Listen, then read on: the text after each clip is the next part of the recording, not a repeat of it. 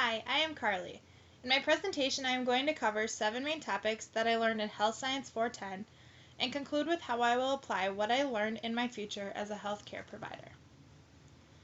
One thing I learned was the definitions of different facilities. A SNF stands for a skilled nursing facility. This facility has patients who have multiple unstable chronic illnesses and costs roughly $6,000 to $7,000 a month. Next, an RCAC stands for Residential Care Apartment Complex. This facility is low-key and apartment style with call light assistance and costs roughly $3,000 a month. Lastly, a CBRF stands for Community-Based Residential Facility. This facility is staffed 24/7 and some specialize as memory care units and costs roughly $4,500 a month.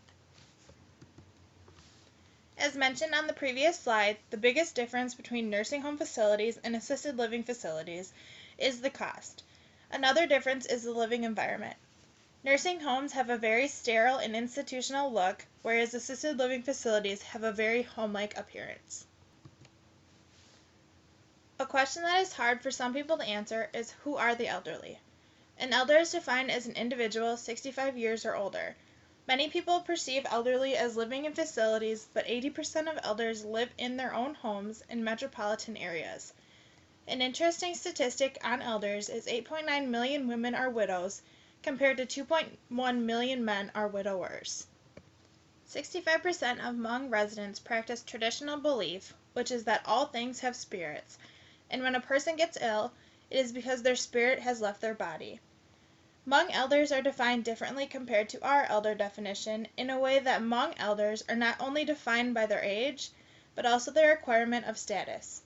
The physical aspect of aging is the last part of defining the aging process. Lastly, as healthcare providers, we must remember, when Hmong are in our hospitals, we are to expect lots of visitors and remember that they want Hmong-like food during their stay. When comparing elderly to the younger population, you will see many differences, especially in brain size, skin, and bones. In the elderly, their brain shrinks. The average adult brain weighs 1,750 grams compared to the elderly brain, which weighs 1,250 grams. The skin in elderly wrinkles in the aging process, and their spinal bones have indentation of a crushed factor, which decreases their height with their age. When designing a facility for Alzheimer's and dementia patients, it is very important to create a space that is home-like and uses colors and textures in moderation. For home-like spaces, it is important to create a space that reminds the patient of their home and allows them to personalize their living space. As far as colors and textures, visual contrast reduces cognitive confusion and increases perception of their surroundings. When choosing textures, choose simple, because a lot of textures can add to disorientation and anxiety of the patients. Medications in the elderly are very common. The average medication prescription for elders are 6 to 8 medications per day. Along with these prescriptions comes adverse drug reactions such as dizziness, falls, poor vision, and memory loss, to name a few.